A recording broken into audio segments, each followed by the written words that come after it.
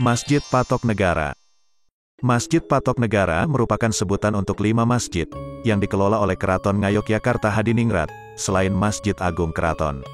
Secara harfiah, patok berarti sesuatu yang ditancapkan sebagai batas atau penanda.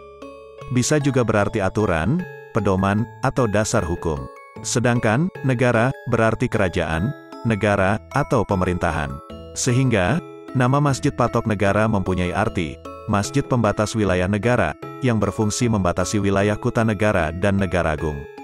Masjid Patok Negara berada di antara pinggiran Kutanegara, yang menjadi pusat pemerintahan dan di perbatasan wilayah Negaragung, yang merupakan wilayah inti kerajaan dan berfungsi sebagai penyangga pusat pemerintahan. 4 Masjid Patok Negara ini, dibangun oleh Sri Sultan Hamengkubuwono I. Keempat masjid tersebut, terletak di penjuru mata angin. Di sebelah barat ada Masjid An-Nur di Melangi, di utara ada Masjid Sultoni Plosok Kuning, di timur ada Masjid Ad-Dorajat di Banguntapan, dan di sebelah selatan ada Masjid Nurul Huda di Dongkelan. 4 masjid inilah, yang menjadi tempat aktivitas pihak keraton dalam kegiatan yang berkaitan dengan ibadah dan upacara adat keagamaan. Kemudian, satu lagi Masjid Patok Negara jaraknya agak jauh ke selatan, yaitu Masjid Takwa di Wonokromo, Pleret, Bantul. Masjid Takwa bertugas membantu aktivitas yang terkait dengan kegiatan di bekas Keraton Kerto dan Pleret, yang merupakan keraton dari masa Kerajaan Mataram Islam.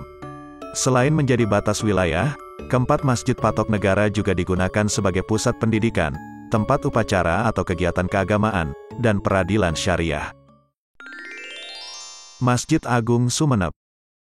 Masjid Agung Sumenep atau yang dikenal dengan Masjid Jamik Sumenep merupakan salah satu masjid tertua di Nusantara, letaknya di Kabupaten Sumenep, Jawa Timur.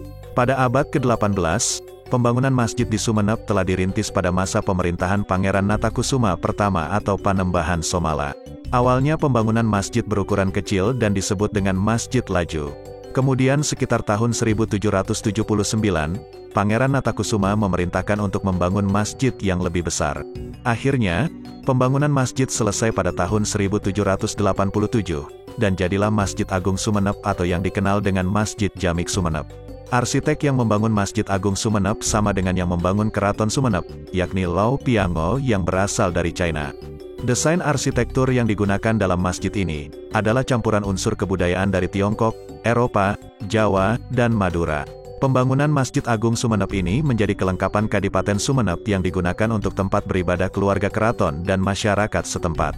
Pada tahun 1806, Pangeran Natakusuma memberikan wasiat, berupa prasasti mengenai Masjid Agung Sumenep. Hal yang unik dari Masjid Agung Sumenep adalah peninggalan pedang dan giok yang diletakkan di atas kubah. Masjid Puro Pakualaman. Masjid Puro Pakualaman atau yang disebut Masjid Besar Pakualaman, terletak di Kampung Kauman, Kelurahan Gunung Ketur, Kecamatan Pakualaman, Kota Yogyakarta. Masjid ini dibangun pada tahun 1850, saat Kadipaten Pakualaman di bawah pemerintahan Sri Pakualam II. Masjid Puro Pakualaman berbentuk persegi, dan di dalamnya terdapat 3 bagian, yaitu bagian utama yang digunakan untuk sholat, bagian serambi, dan bagian teras. Di bagian utama terdapat masuroh, atau yang dikenal dengan tempat sholat raja. Letaknya di sof paling depan. Masuroh dibuat dengan bahan kayu, dan dihias dengan menggunakan cepol bunga dan stilisasi huruf Arab. Gaya arsitektur yang digunakan dalam Masjid Puro Pakualaman ini adalah arsitektur Jawa. Terlihat dari atap masjid yang menggunakan model tajud pada ruang utama, dan limasan pada serambi. Kemudian di atap masjid ini dilengkapi dengan mustaka atau mahkota. Di dinding serambi masjid, terdapat 4 buah prasasti peninggalan, yang mana 2 diantaranya menggunakan huruf Arab dan 2 lainnya menggunakan aksara Jawa.